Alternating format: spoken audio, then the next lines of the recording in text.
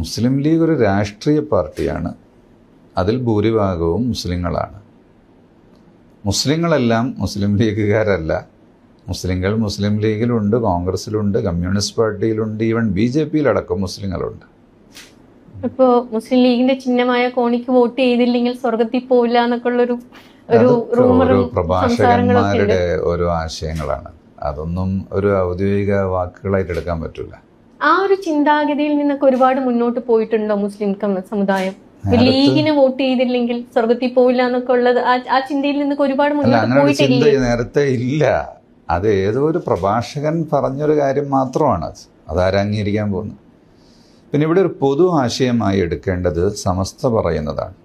ഒറ്റപ്പെട്ട പ്രഭാഷകന്മാർ, പ്രത്യേകിച്ചും ഈ ഐഡൻറ്റിറ്റി ഇല്ലാത്ത, തിരിച്ചറിയാൻ കഴിയാത്തൊരവസ്ഥ പൊതുസമൂഹത്തിന് നന്നായി അനുഭവിക്കുന്നുണ്ട്.